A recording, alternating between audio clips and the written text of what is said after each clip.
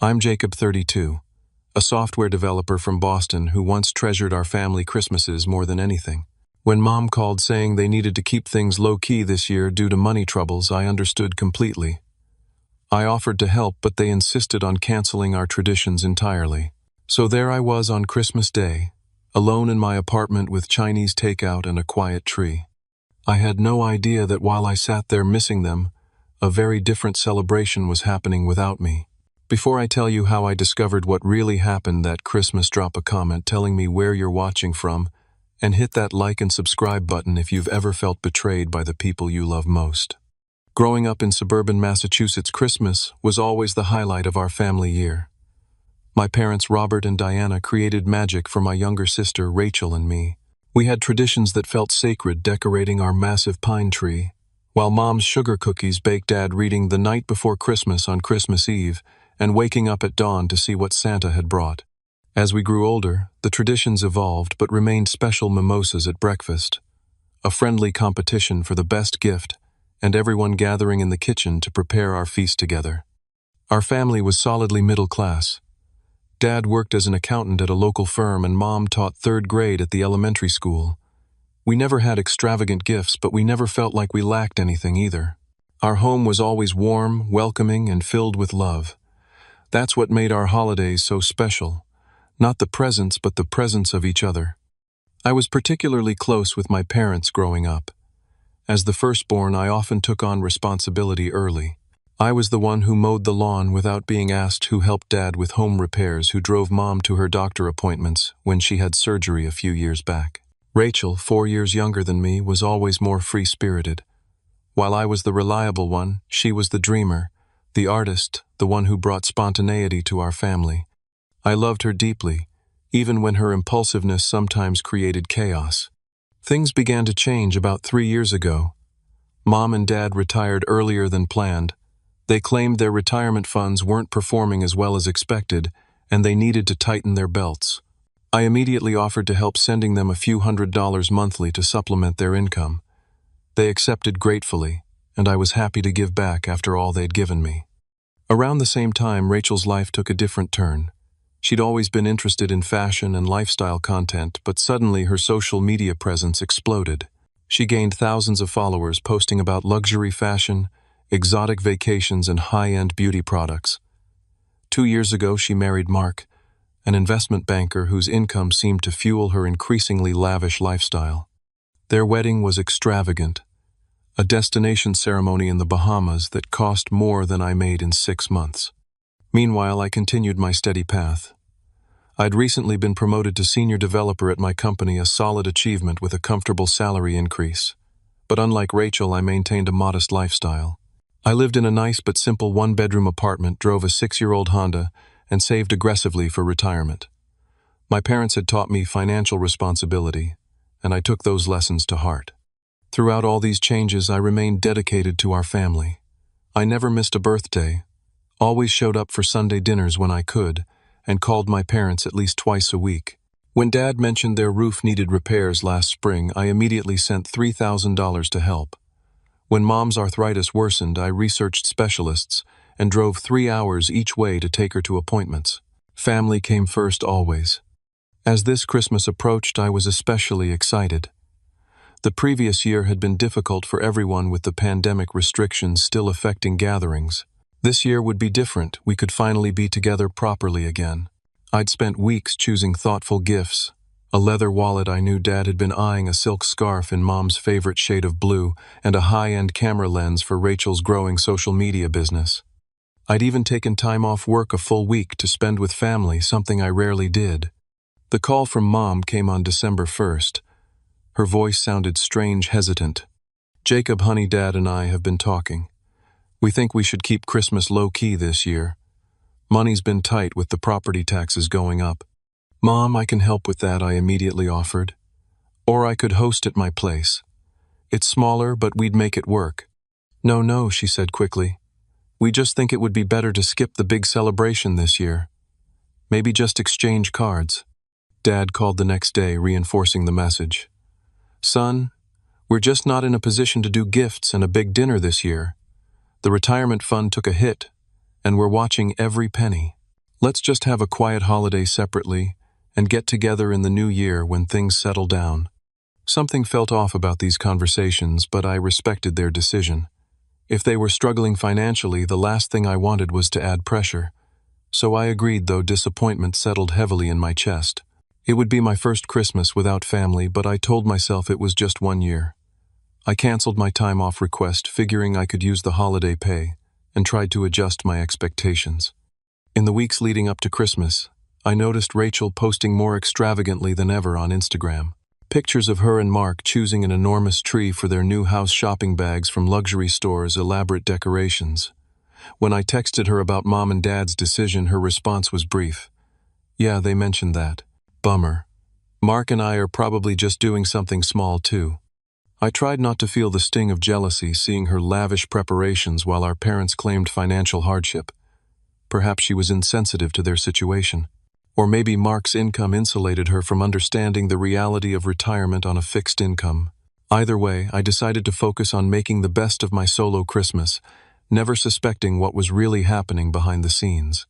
Christmas morning arrived with a stillness that felt wrong. For as long as I could remember, this day had been filled with excitement, laughter, and family chaos. Instead, I woke up alone in my quiet apartment. The only sound, the distant hum of the refrigerator, and occasional car passing on the street below. I reached for my phone and sent the obligatory holiday texts. "Merry Christmas, Mom and Dad, love you both. Merry Christmas, Rachel. Hope you and Mark have a great day." Mom responded almost immediately. "Merry Christmas, sweetheart. Love you too." Dad followed shortly after, "Merry Christmas, son. We'll call you later." Rachel's reply came hours later, a simple Merry Xmas with a tree emoji. Around noon, my parents finally video called. They sat close together on their living room sofa, the familiar backdrop of their home visible, but something seemed off. No decorations, no tree, nothing that indicated Christmas was happening there. "Merry Christmas," I said, forcing cheerfulness into my voice. "Merry Christmas, honey," Mom replied, her smile not quite reaching her eyes. Dad waved, but remained quiet. "How's your day going?" I asked. "Oh, just quiet. We're just having some soup for lunch," Mom answered, gesturing vaguely toward the kitchen. "Nothing special. How about you?" "About the same." "Quiet," I said, not mentioning the small tree I'd put up or the carefully wrapped gifts for them still sitting under it. I thought I might order Chinese food later. "That sounds nice," Dad said, his voice oddly strained. "Listen, son, we can't talk long. Your mother's sister is supposed to call soon. Aunt Patricia. I thought she was traveling to Florida this year." A flicker of something alarm crossed my father's face. "Right, yes, but she's calling before she leaves." The call lasted barely 5 minutes. When we hung up, a hollow feeling expanded in my chest. I tried calling Rachel next, but she didn't answer. I sent another text. "Hope you're having a good day. Would love to see your face for a quick Christmas hello." She read it, but never responded. Determined not to spiral into self-pity, I tried to make the day special for myself. I decorated my apartment modestly, a small artificial tree with a few ornaments, some string lights around my living room window, a holiday-scented candle burning on the coffee table. I put on classic Christmas movies, starting with It's a Wonderful Life, and tried to lose myself in the story I'd seen countless times. By late afternoon, I ordered from the only restaurant open, Golden Dragon, the Chinese place around the corner. I got all my favorites: General Tso's chicken steamed dumplings, vegetable fried rice, and an egg roll. The delivery guy looked almost as sad as I felt working on Christmas Day. I tipped him $30 on a $40 order, and the genuine surprise and gratitude on his face was the first real moment of Christmas spirit I'd felt all day. I ate directly from the containers while watching Die Hard, trying to convince myself this was a perfectly acceptable way to spend Christmas. But between bites of food that tasted less satisfying than I'd hoped, memories kept intruding: Dad carving the turkey while wearing a ridiculous Santa hat, Mom's cranberry sauce that nobody actually liked but was tradition. Nonetheless, Rachel and I bickering over the last dinner roll, only to split it exactly in half, as we always did. The gifts I'd already ordered for my family sat wrapped under my small tree, their cheerful paper and bows now seeming like artifacts from a different reality. I'd wrapped them weeks ago, before I knew our Christmas was canceled. Now they sat there as silent reminders of my expectations and disappointment. As evening settled in, I poured myself a generous glass of whiskey, the good stuff I'd been saving for a special occasion. What better time than a lonely Christmas to break out the 18-year-old Macallan? I settled back on the couch, third Christmas movie of the day, playing, barely registering the plot.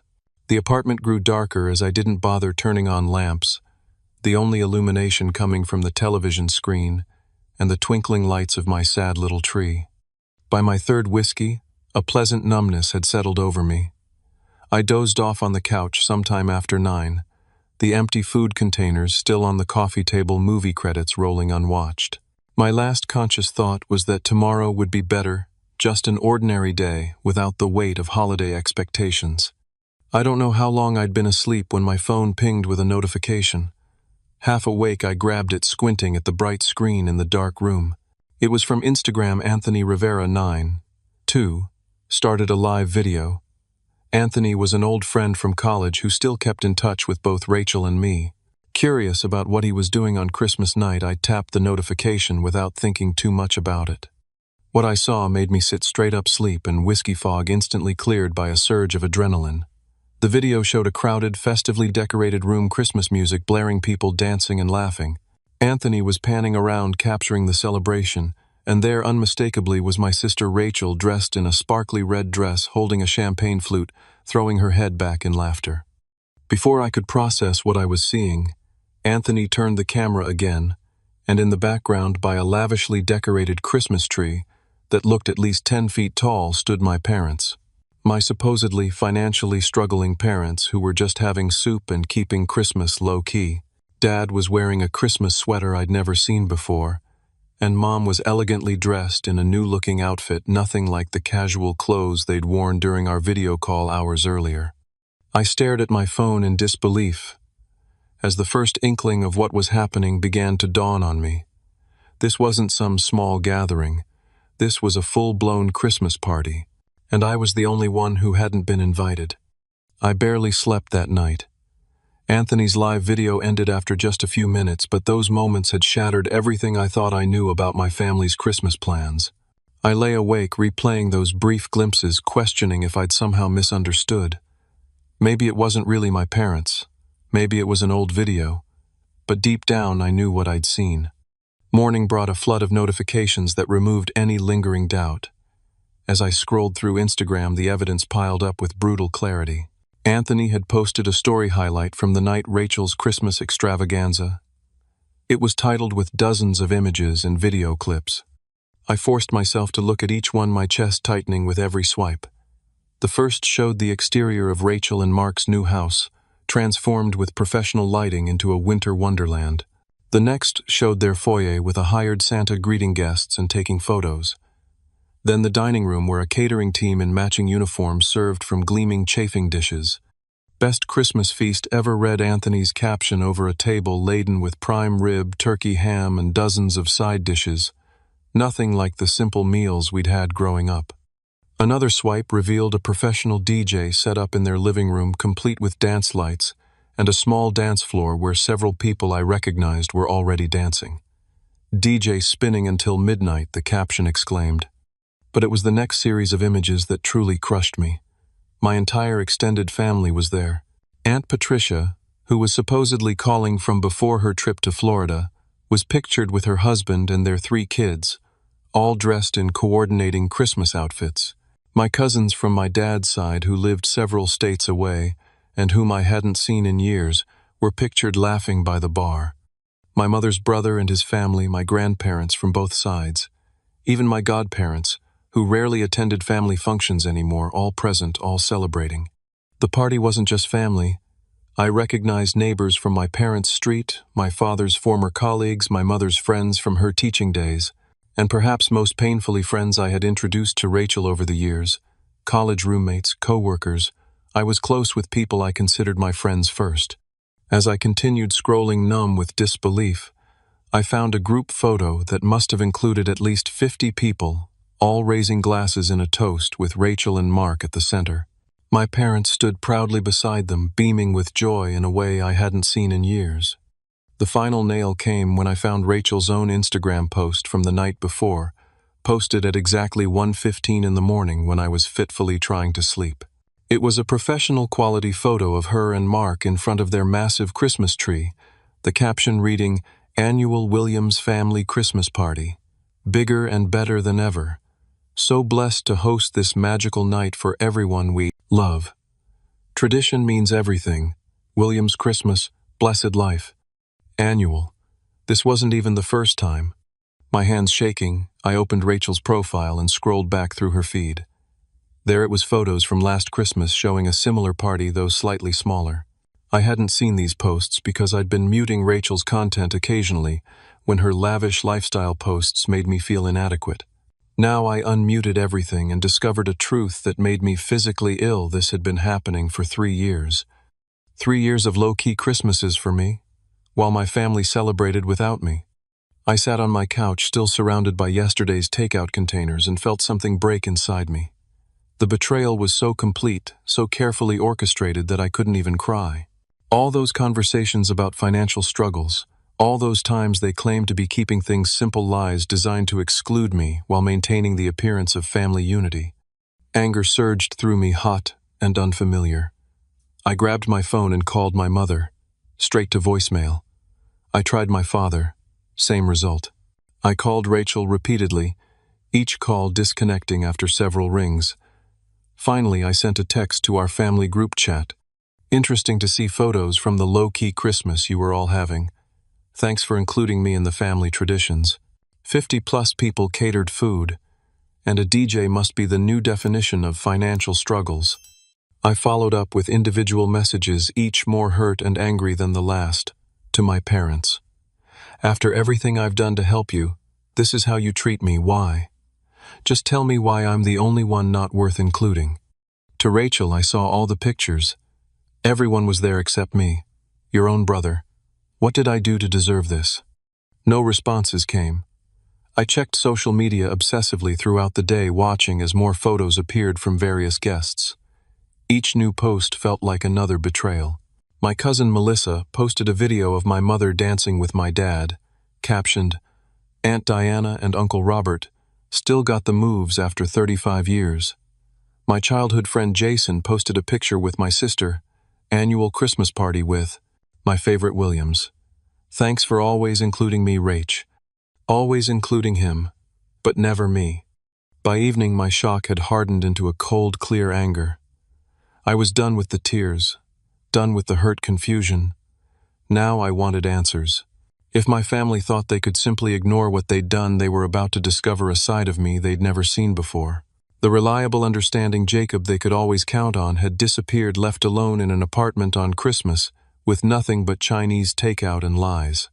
2 days passed before anyone in my family responded to my messages. 2 days of silence that spoke volumes about our relationship. I'd gone from hurt to angry, to a strange, cold detachment. I went to work, smiled at colleagues who asked about my holiday, and lied about having a quiet but nice time with family. The alternative, explaining that my entire family had conspired to exclude me from Christmas, felt too humiliating to voice. On the morning of December 27th, my phone finally rang with my mother's number. I almost didn't answer, but some remaining thread of hope made me pick up. "Jacob." Her voice was tentative, guilty. "Yes." I kept my response flat, refusing to make this easier for her. "I'm sorry we haven't called back. It's been hectic." She paused, waiting for me to fill the silence as I usually would. I didn't. About the party, she finally continued when it became clear I wouldn't rescue the conversation. It wasn't planned. Rachel decided last minute to have some people over, and it just evolved. Evolved into a catered event with professional lighting and a hired DJ. My voice remained steady despite the anger boiling beneath it. Evolved into our entire extended family, flying in from across the country, evolved into an annual tradition that somehow never included me. "It wasn't like that, honey." Her voice took on a pleading tone. "We thought you were busy with work.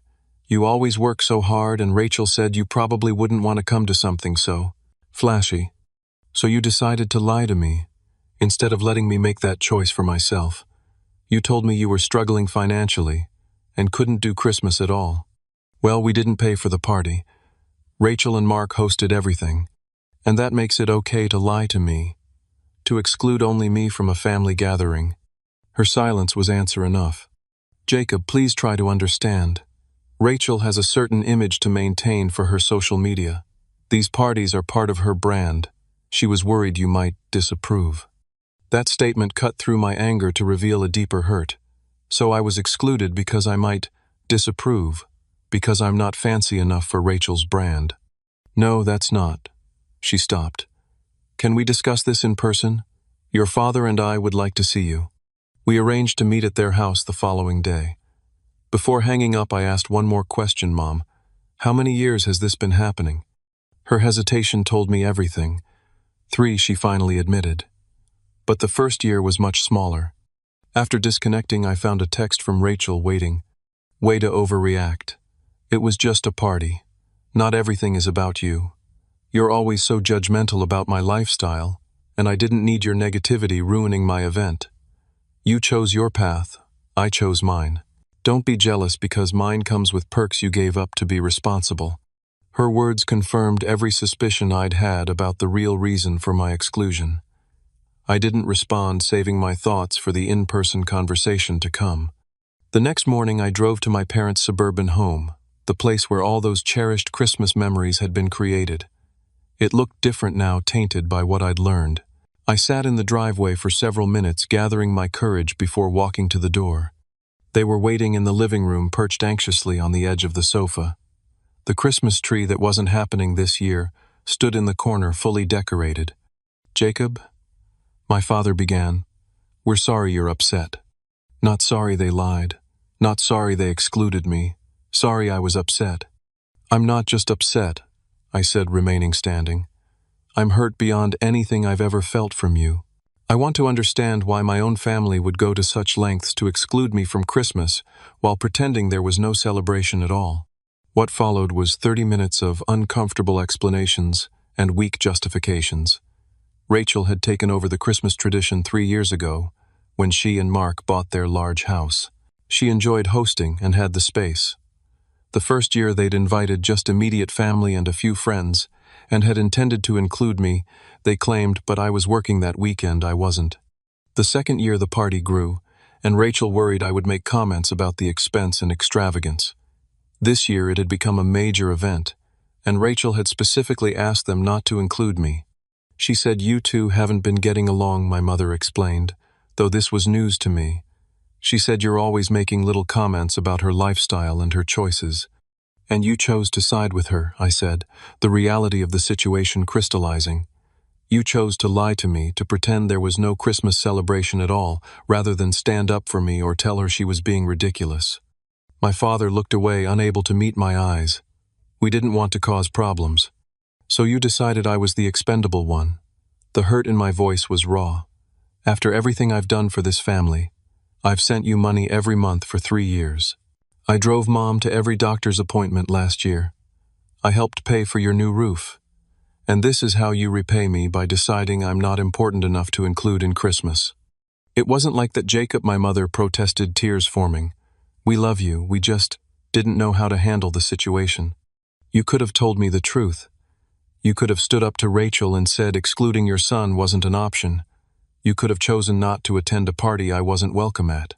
They had no response to this. As we sat in uncomfortable silence, the front door opened, and Rachel walked in without knocking. She froze when she saw me, then recovered quickly, her expression hardening. Oh great, the pity party's in full swing, she said, dropping her designer bag on a chair. Rachel, my mother warned, but she continued. What, he's been blowing up everyone's phones for days because he wasn't invited to a party. It's childish. It wasn't about the party, I said, turning to face her. It was about the lies. It was about our entire family, including our parents, deciding I wasn't worth including and then creating an elaborate fiction to keep me away. Oh, please, she rolled her eyes. Mom and Dad said you were busy with work like always. You're always too busy being perfect and responsible to have any fun. They told me Christmas was canceled, I said quietly. They said they were struggling financially and couldn't do gifts or dinner this year. Meanwhile, you were hosting a catered event for 50 people. Rachel looked momentarily surprised, then glanced at our parents. Well, they probably knew you'd disapprove. You always do. Every time I post anything about my life, you have some subtle dig about materialism or superficiality. I've never said anything like that to you. You don't have to say it. It's in your expression, your tone, the way you talk about your simple life, like it makes you morally superior. Old childhood dynamics surfaced Rachel's perpetual feeling that I was the good one, her competitive streak, her need for attention. But we weren't children anymore, and this wasn't about sibling rivalry. This was about respect and honesty. Rachel, I've supported your choices even when I didn't understand them. I've celebrated your successes. I would never have judged your party. I would have been happy to be included in a family celebration. Right, she scoffed. You would have shown up in your Target clothes and made everyone uncomfortable. The cruelty of her statement hung in the air. My parents looked mortified but said nothing. In that moment, I realized I'd prepared for this conversation. I'd spent 2 sleepless nights thinking about what really mattered to me, about the kind of family I wanted, about my own worth. I came here today hoping for an explanation and an apology, I said, addressing all of them. What I've found instead is confirmation that my feelings and inclusion in this family are secondary considerations at best. I've always believed that family means honesty, respect, and showing up for each other. I've lived those values, sending money when you claimed to need it, being there for emergencies, never missing an important moment. But clearly we have different definitions of family. I stood up, a strange calm settling over me. From now on, I'll be establishing some boundaries. I won't be sending money without transparency about where it's going. I won't be available at a moment's notice for emergencies if I'm not important enough to include in celebrations. And I won't accept being lied to or gaslighted about why I was excluded. My mother began to cry in earnest. My father looked stunned. Rachel's expression was unreadable. If you want me in your lives, I continued it, will be with honesty and respect. I deserve that much. When you're ready to offer that, I'll be here. Until then, I need some distance to heal from this. I walked out, leaving them sitting in silence. As I drove away, I felt something I hadn't expected, a sense of power and self-respect that had been missing during those lonely hours in my apartment on Christmas Day. I had stood up for myself, named the hurt clearly, and set boundaries. Whatever happened next, I would face it with a new understanding of my own worth.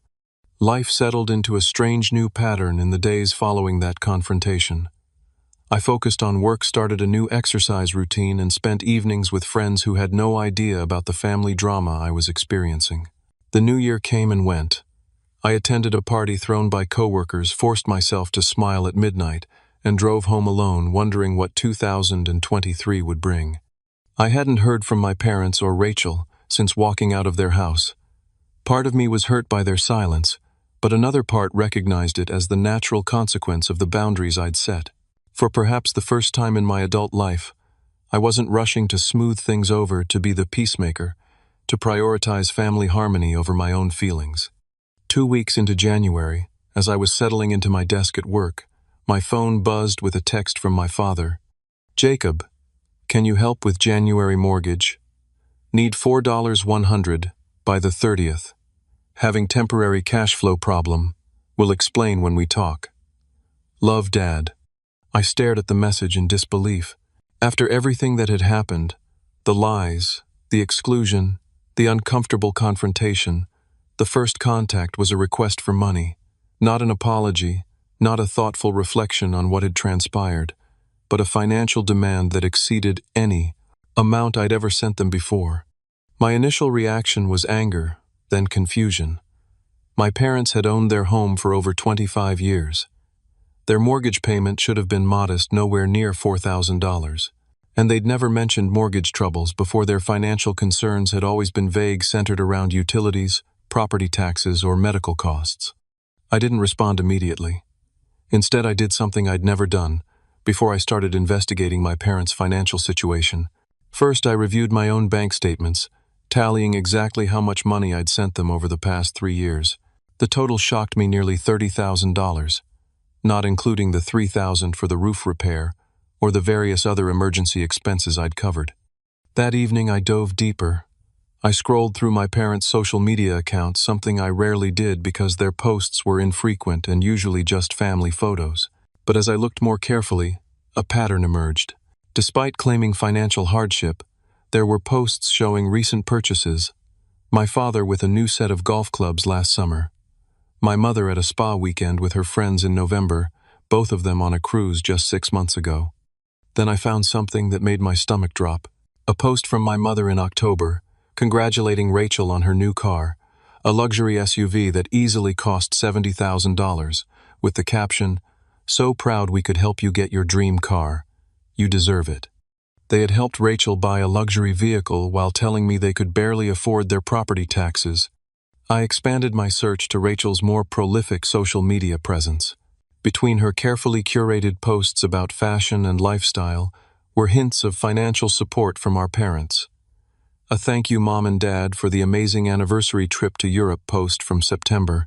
A "Couldn't have created my dream" home office without my amazing parents update from last spring, complete with photos of high-end furniture and equipment. A pattern formed in my mind. My parents weren't struggling financially. They were funding Rachel's extravagant lifestyle while relying on my monthly contributions to maintain their own. And now they needed an unprecedented amount from me with no explanation beyond temporary cash flow problem. The next morning I called my father, directly bypassing the text message he'd sent. He answered on the fourth ring, his voice cautiously neutral. "Jacob, good to hear from you. I got your text," I said, skipping pleasantries. $4,000 is a lot of money, Dad. That's not a normal mortgage payment for your house. What's really going on?" His sigh was heavy, resigned. "It's complicated, son. I have time. Explain it to me." What followed was a halting, uncomfortable confession. Yes, their actual mortgage payment was much lower, only about $1,200. But they had taken out a home equity line of credit 3 years ago, using their house as collateral. The payments for that were coming due, and they were struggling to meet them. What was the equity line for? I pressed, though I already suspected the answer. Another long pause. Various things. Home improvements. Some investments. "What kind of investments, Dad?" He cleared his throat. "We helped Rachel and Mark with the down payment on their house, and there were some other expenses for Rachel's career development." "Her influencer career," I clarified. "You took out equity against your home to fund Rachel's social media presence and help her buy a mini mansion. She needed to project a certain image," he said defensively. "Her whole career depends on it, and it's starting to pay off. She's getting sponsorships now. And the car, the European vacation, the home office renovation, were those investments too?" His silence confirmed what I already knew. "Dad, have you been using the money I've been sending you to help fund Rachel's lifestyle?" "Not directly," he hedged, "but I suppose indirectly. If we hadn't been helping her, we wouldn't have needed your contributions for our regular expenses." The admission hit like a physical blow. For 3 years I'd been unknowingly subsidizing not my parents' retirement, but my sister's artificial life of luxury. The same sister who had mocked my Target clothes and deliberately excluded me from family gatherings. "We never meant to hurt you, Jacob," my father said, misinterpreting my silence. "Rachel's at a critical point in her career. She needs to maintain appearances. And she and Mark, well, they've overextended themselves a bit with the house and everything. So you've been borrowing against your retirement to prop up their lifestyle," I said flatly. "And now you can't make the payments." "It's just temporary," he insisted. "Once Rachel secures more sponsorships, she'll be able to pay us back. And Mark is up for a promotion. And in the meantime, you expect me to bail you out. Again." "Jacob, please. We wouldn't ask if it wasn't important. We could lose the house. The house where I grew up. The house filled with memories. The house where Christmas had supposedly been canceled while my family celebrated without me. I need to think about this," I said finally. "And I want to meet with you and Mom in person with financial documents. I want to understand exactly what's going on before I consider giving you any more money." He agreed reluctantly, and we set a time for the weekend. As I hung up, I felt a strange mix of emotions: anger at the deception, concern for my parents' financial situation, and an odd sense of clarity. For years I'd been the reliable one, the responsible one, the one they could always count on. Now I was seeing the cost of that role, and I wasn't sure I wanted to pay it anymore. Saturday morning arrived with a sense of grim determination. I'd spent the week preparing for this meeting, reviewing my finances, gathering evidence of my contributions to my parents, and most importantly, clarifying in my own mind what I was and wasn't willing to do going forward.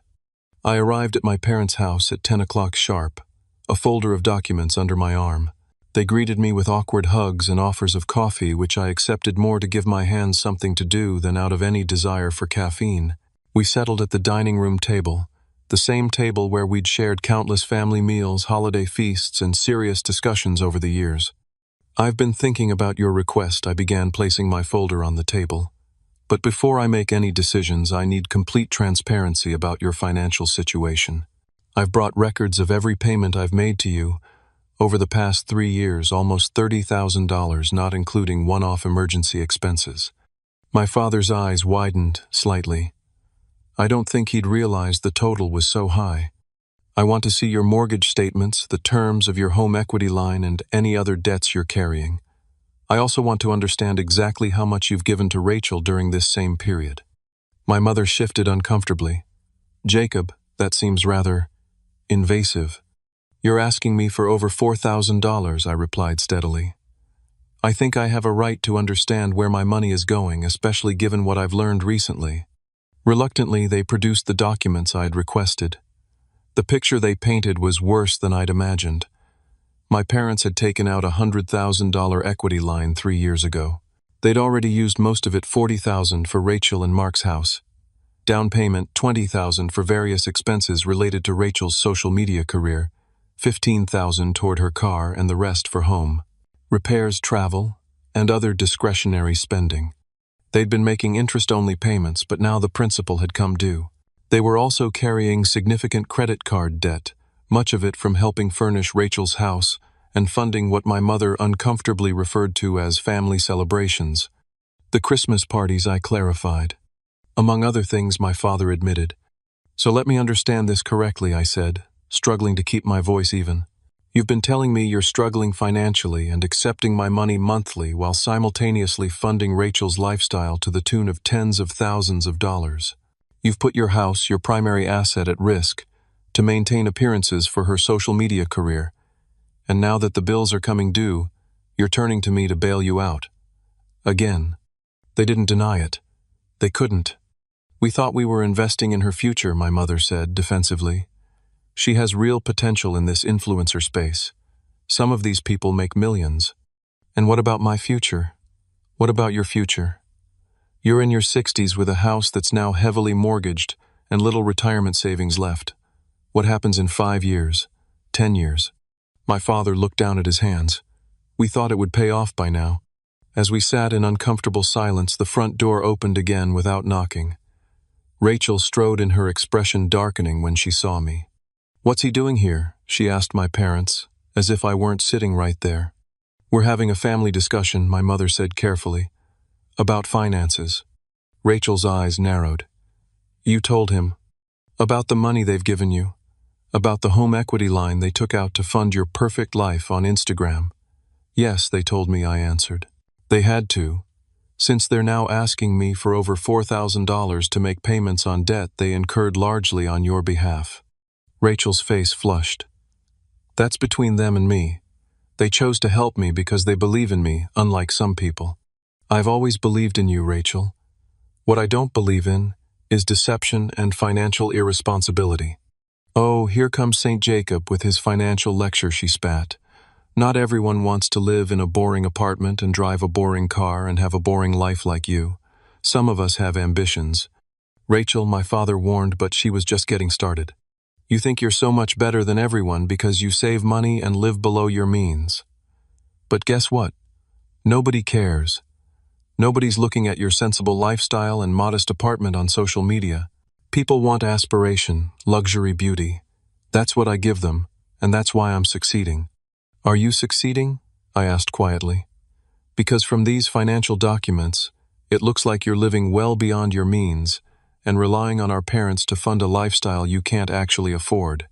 "It's called investing in yourself," she shot back. "Something you'd know nothing about. No, it's called living in a fantasy world at the expense of the people who care about you. Mom and Dad could lose their house because of your investments. Did you know that? A flicker of something doubt-concern crossed her face before she masked it with indignation. They're adults who make their own decisions. If they chose to help me, that's their business. And if they're now asking me for money to cover those decisions, that makes it my business too. The argument escalated, old resentments bubbling to the surface. Rachel accused me of jealousy, of trying to control our parents, of never supporting her dreams. I countered with facts about financial reality, about the consequences of their choices, about the hypocrisy of excluding me from family gatherings, while expecting me to bail them out financially. My parents sat uncomfortably between us, occasionally trying to mediate, but mostly watching, as years of unspoken tension finally found voice. Eventually, when the shouting had subsided into tense silence, I pulled out a document I'd prepared the night before. I've thought a lot about what I want to say today. I began, my voice steadier than I felt. About family, about respect, about financial responsibility, and about how we treat the people we claim to love. I looked at each of them in turn: my father, who couldn't meet my eyes; my mother, who looked both guilty and defensive; Rachel, who was still seething. I've always believed that family means supporting each other, being honest with each other, and showing up when it matters. For years I've lived those values: sending money when you said you needed it, being available whenever you called, prioritizing your needs above my own. I did that gladly because I thought we shared the same understanding of what family means. I took a deep breath. But I've learned that's not the case. I've learned that in this family I'm expected to give without question, to accept exclusion without complaint, and to be available financially while being deliberately kept at arm's length emotionally. That's not a healthy dynamic, and I won't participate in it anymore. My mother started to speak, but I held up my hand. I'm not finished. I've made some decisions about going forward. First, about the money you're asking for, I'm willing to help, but with conditions. I slid a document across the table. This is a formal loan agreement. I'll provide the $4,100 you need for this month's payment, but it will be a loan with clear terms, not a gift. You'll repay me over the next 2 years with modest interest. The agreement also stipulates that you'll meet with a financial advisor of my choosing to develop a plan for your retirement that doesn't involve continuing to deplete your assets. My father picked up the document, scanning it with a frown. You want us to sign a legal document? We're family. Yes, exactly. We're family, which means we should be honest with each other about money and expectations. This makes everything clear. I turned to Rachel. Second, I'm setting boundaries about my involvement in family events. I won't be excluded from family gatherings while being expected to provide financial support. Either I'm part of this family in all ways or I'm not. You can't have it both ways anymore. Rachel rolled her eyes, but I detected uncertainty beneath her bravado. And finally, I'm stepping back from my role as the family fixer. I love you all, but I won't enable financial decisions that harm any of us in the long run. That means no more monthly payments, no more emergency bailouts without transparency and a plan, and no more accepting treatment that diminishes my worth in this family. A heavy silence fell over the table. My father still held the loan agreement, looking stunned. My mother wiped away tears. Rachel stared out the window, arms crossed defensively. This isn't about punishment, I said more gently. It's about creating healthier patterns for all of us. Mom and Dad, you need a sustainable retirement plan, not one that depends on either of your children. Rachel, you need to build a life you can actually afford, not one that looks good on Instagram but creates financial chaos behind the scenes. And I need to value myself enough to expect basic respect and inclusion from my family. I stood up, gathering my remaining documents. The choice is yours. Sign the agreement, and we start rebuilding our relationship with honesty and clear expectations. Or don't, and find another solution to your financial problems. Either way, I'm no longer available to be used financially while being excluded emotionally. With that, I walked out, leaving the loan agreement on the table. As I drove away, I felt neither triumph nor sadness, but a profound sense of having finally stood up for my own worth. Whatever they decided, I had made my position clear. I deserved better, and I was no longer afraid to say so. 6 months passed, bringing summer heat and unexpected changes. After leaving my parents' house that January day, I'd braced myself for further conflict or perhaps complete estrangement. Instead, Something surprising happened. My family began to change. My parents signed the loan agreement the very next day, their signatures accompanied by a handwritten note of apology that acknowledged for the first time how their actions had hurt me. They followed through on meeting with the financial advisor I recommended, a straight-talking woman who helped them develop a realistic retirement plan that didn't involve depleting their assets or relying on their children. The process wasn't easy for them. They had to confront uncomfortable truths about their spending, their enabling of Rachel, and the precarious financial position they'd created. They sold their timeshare, cut up several credit cards, and began the slow work of rebuilding their savings. Each month, they repaid a portion of my loan on time and without complaint. Rachel's journey was more complicated. Initially, she reacted to my boundaries with anger and accusations, doubling down on her lavish social media presence while avoiding direct contact with me. But reality has a way of asserting itself. By March, she was facing her own financial reckoning as credit card bills mounted and her sponsorships failed to generate the income she'd anticipated. Mark's expected promotion fell through, creating additional pressure. In April, she reached out with a text that surprised me. "Can we talk not about money, just brother and sister?" Over coffee at a neutral location, I saw a side of Rachel I hadn't witnessed in years, vulnerability beneath the carefully curated exterior. She didn't apologize directly for excluding me from Christmas, but she admitted feeling competitive with me since childhood, always believing I was the good one, while she was the problem child. "I think I wanted to prove I could be successful in my own way," she confessed. "To show everyone I could create something impressive, even if it wasn't the kind of success you chose." "I never judged your choices," I told her honestly. "I just wanted honesty and respect." "I know that now," she said quietly. Our relationship remained fragile, but that conversation opened a door.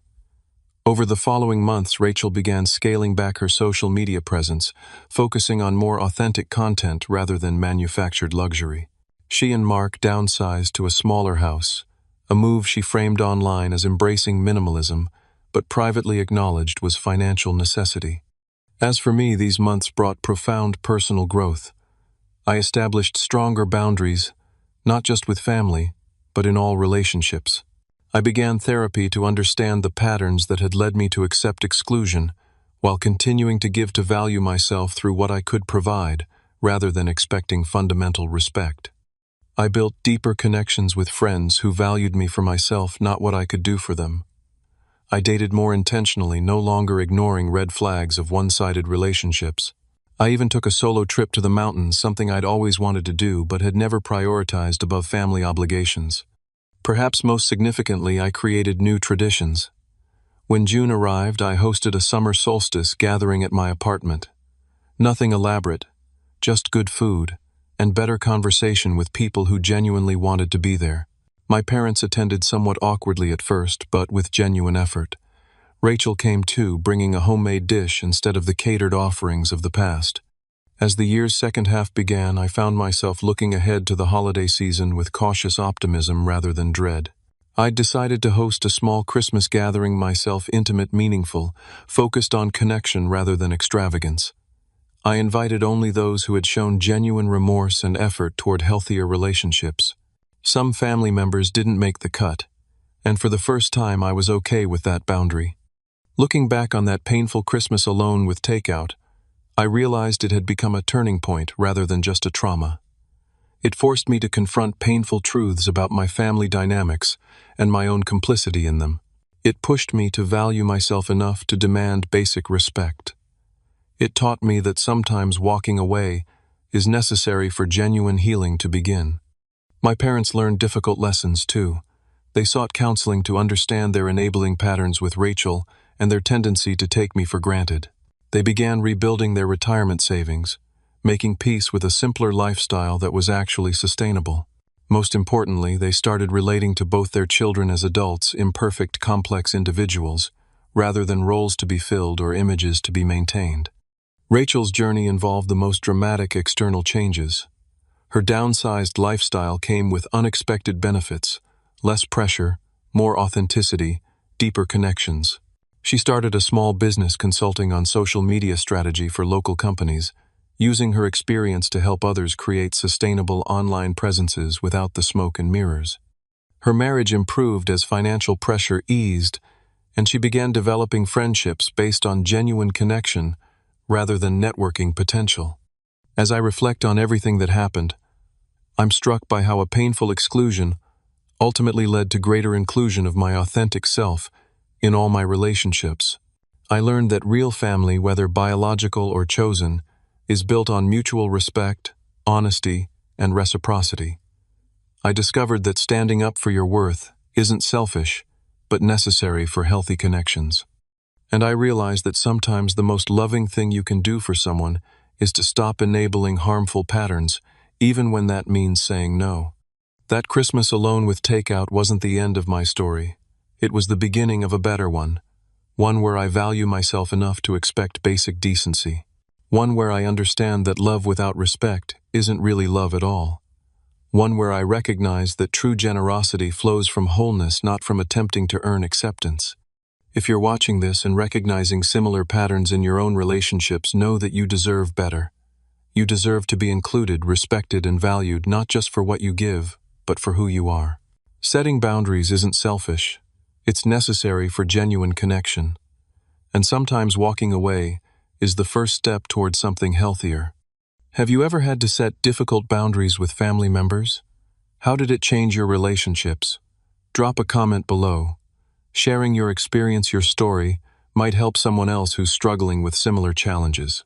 And if this resonated with you, please hit that like button, subscribe to hear more stories, and share this video with someone who might need to hear that they deserve better. Thank you for listening to my journey, and remember, your worth isn't determined by how much you give or how much you tolerate. It's inherent, unchangeable, and never dependent on anyone else's recognition.